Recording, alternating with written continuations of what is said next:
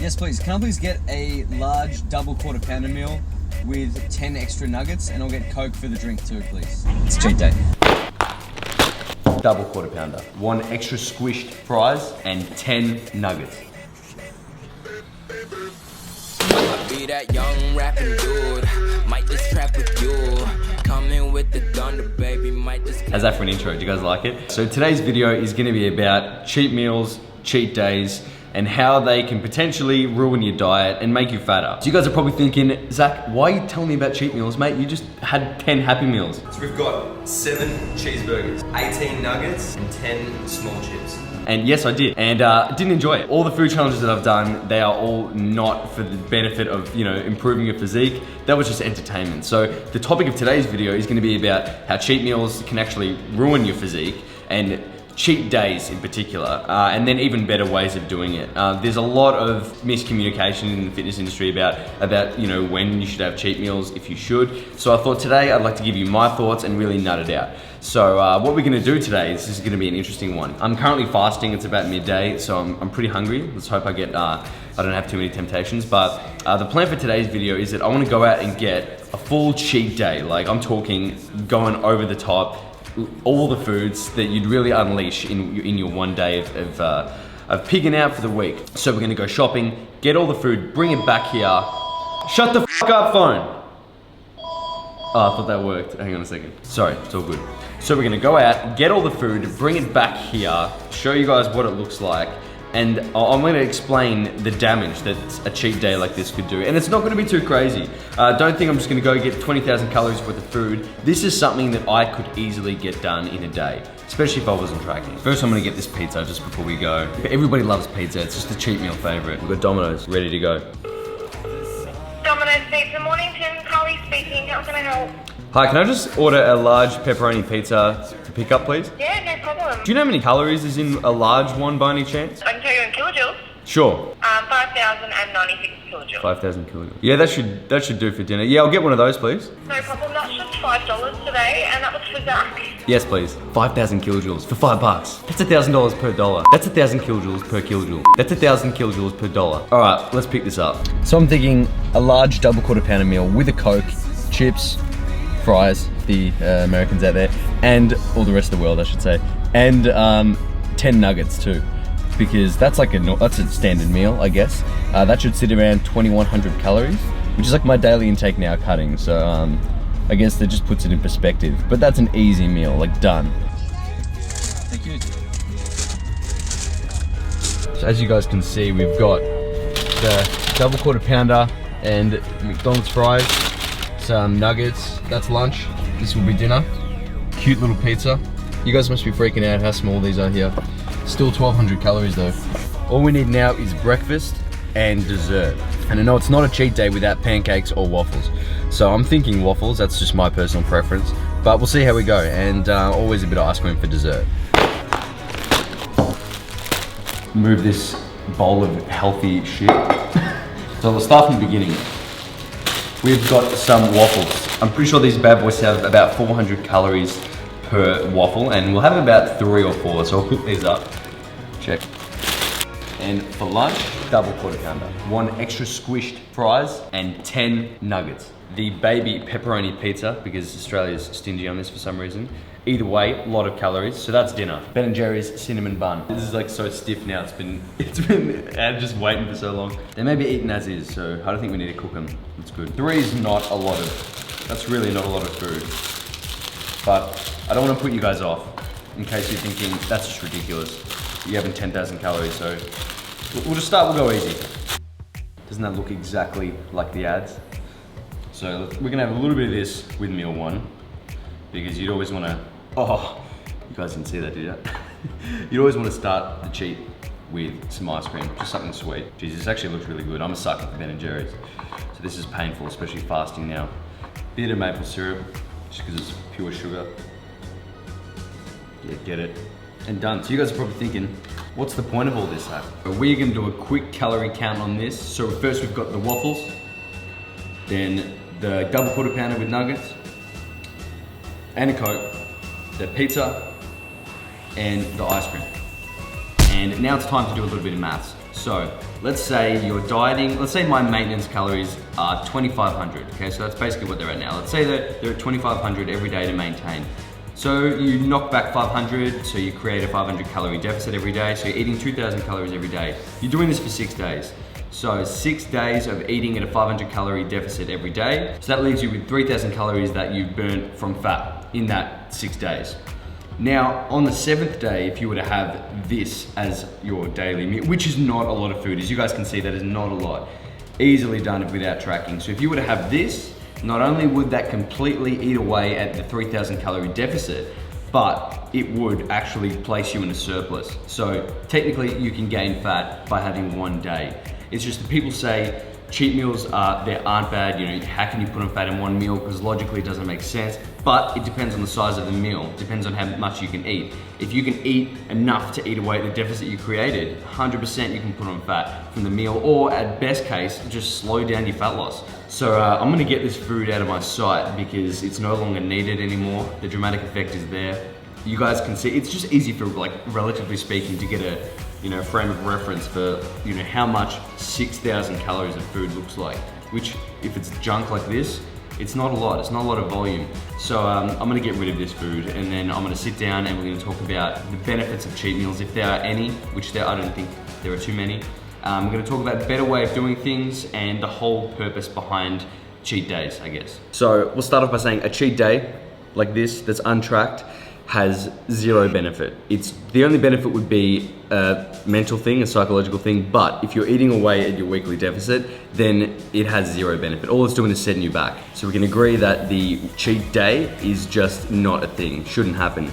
Cheat meal, so if you wanted to just have one of these, a cheat meal, the only benefit that you'll get from this is a psychological benefit of being able to look forward to something that's not in your diet. You get a lot of people out there that throw around the wizardry terms saying it, you know, will spike your metabolism. You know, people say to me, Zach, one cheat meals, you know, boost your metabolism and get you burning again. And that stems from the idea of leptin. So just quickly, this is the whole, this is basically the underlying theme of cheat meals, cheat days, refeeds, is leptin. That's what the hormone that you're trying to control. Simply, leptin is a hormone that basically controls all of fat burning. That's one way to understand it. It controls everything. When you diet, leptin decreases. When you're dieting, when you lose body fats, the leaner you are, the less leptin you have. It's produced in fat cells. So if you have a lot of body fat and you're not dieting, you're probably producing normal amounts of leptin. And so the idea of a cheat meal is that people say boost your leptin. And the studies have shown that one cheat meal, it won't. It's not enough of a change for your body to need to adapt. So one cheat meal has no effect on, you know, reversing and boosting your metabolism. A cheat day technically doesn't too much either. The only thing that has seen benefits of the increasing leptin to burn more fat, say for the next week, is like a 2-day refeed of you know, carbs, you know, strategies. I'll talk about that later. But a cheat meal won't do it. It's one way of thinking about it. Say you're in the wild several thousand years ago and you went through 1 day of dieting. Your body's not going to adapt and slow everything down and get those metabolic adaptations from 1 day of dieting. So it works the same in the other way. Your body's not going to reverse the adaptations you've caused from months of dieting from 1 day of eating bad food or an abundance of food in 1 meal. So the cheat meal, it is psychologically beneficial because you can look forward to 1 meal on a Sunday. You can, you know, even if you have 1 meal for dinner, chances are you're probably not gonna eat away at the weekly deficit unless you have a 6,000 calorie meal. But it's usually not a thing. So if you have like a 2,000 calorie meal and you eat a little bit throughout the day, you're still in a weekly deficit if you're dieting. So a cheat meal, if you really want something to look forward to and you want to break the diet a little bit, mentally is where the benefit is. But if you can handle going without a cheat meal, then that's going to be better for your fat loss. We'll talk about refeed days. So what a refeed day is essentially a day where your protein stays the same and you really increase your carbs and you might lower your fats a little bit. So you want to make your calories around just a bit over maintenance, so it's not too crazy. And the difference being is that it's tracked. So refeed day is tracked. A cheat day like this isn't tracked, and that's where it goes out of hand. So benefits of a refeed day is that you really up your carbohydrates. So what that's going to do is it's going to replenish your glycogen, your muscle storage of carbs, and basically fill up. So if you're dieting, you're really low carb, and on the 7th day you go really high carb, so you have 400 grams, 500 grams of carbs. The next day after that, you're gonna be so full, and then it replenishes everything. If you wanted to do like a 2-day refeed where you might eat maintenance or a little bit over, then you're gonna see benefits on your leptin, and you might get better fat loss later down the track in, say, in the following week.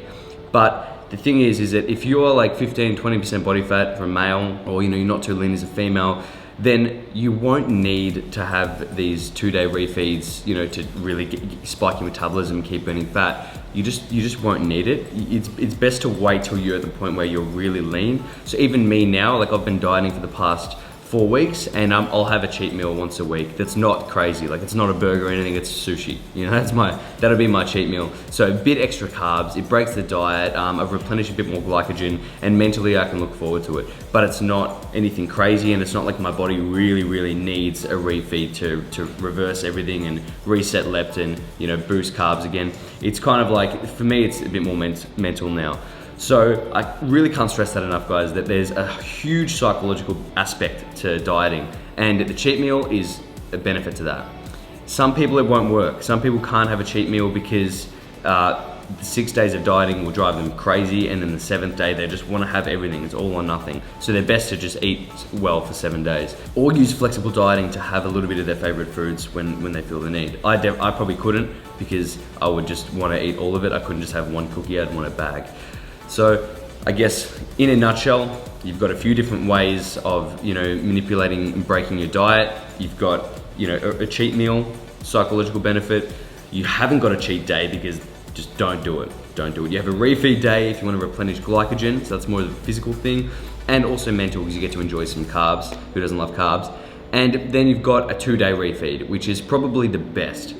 But you got to understand that if you are having a 2-day refeed, you still got to watch the calories, because you can still eat away at the deficit you're providing for the 5 days, so just be mindful of that. But the difference is that you are tracking that refeed, whereas this is untracked. And you'll hear about guys that will go, yeah, I have a cheat meal, and that stretches in for like 4 hours, and then they have dessert, and they have a bag of lollies and chocolate, and it's like everything they've really been deprived of for the week, they're having in one meal and binging on it, it's quite easy to do if you're dieting really hard, because it's all or nothing, and I've been like that for a while. So I know for me, I can't afford to go, yep, tonight's my binge night, because I can put away 10,000 calories, and then fat loss is out the window. So if you guys want to see a breakdown of how to do a refeed day, maybe a full day of refeeding for me, let me know in the comments. Chuck them down there, give them a like if somebody's already said it, and I'll make a video just on refeeds and tactics on how to do it, because it's a whole nother topic in itself. But this video, I just wanted to bash cheat meals, because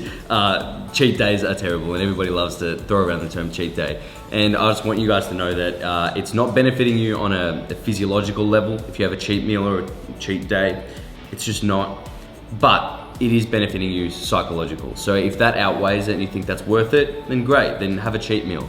But an untracked cheat day is seriously gonna set you guys back. When I did my food challenges and I had that cheat day, cheat meal, 10,000 calories in a day, I did a few of those. I knew what it was doing to me. I knew the damage it was causing. And what was happening is that I was actually losing muscle and gaining fat at the same time, because I diet so aggressive for 6 days just to offset that 7th day of just like craziness.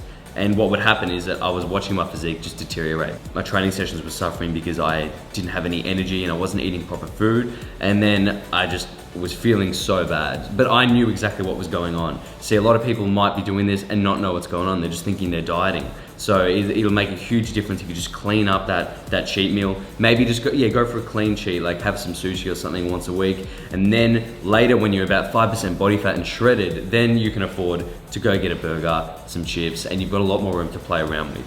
Again, if you're really lean, you can see what it's doing to you. You might look better the next day.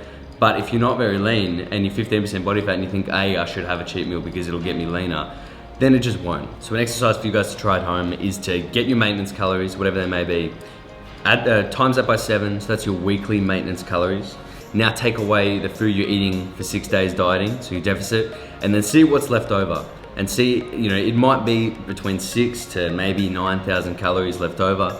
And that is the maximum amount that you can eat without gaining fat on the 7th day. So you see, if you have a crazy binge, it is not worth it. You're eating away at your whole deficit and potentially gaining more. And just before we go, guys, I know this cost me, so the pizza was $5, McDonald's was 20, about 20. The waffles and Ben & Jerry's was 20, so what's that? That's $45. So this cheat day was $45, and I get so many people love to comment saying, what a waste of food. You just wasted that because there's no chance I'm eating this. But they always love to say that I wasted it. So I think it'd be best if I donate to the charity that I did last time for the Action Against Hunger, I think it's called. And I'll donate $45 to that. It's done. Donation was completed successfully. And there's confirmation. So that's all I wanted to tell you guys.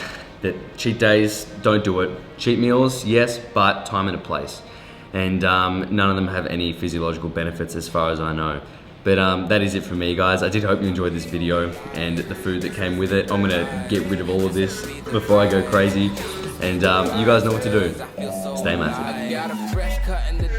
All these sexy jeans in my section, and slide into your DMs in the PM and the AM. Then I slide into your feelings when you see just what I'm saying. Pizza is just stale. It is so hard. Look at that. This I don't think this is even. No, nothing's falling off that. Ooh, quality. Quality.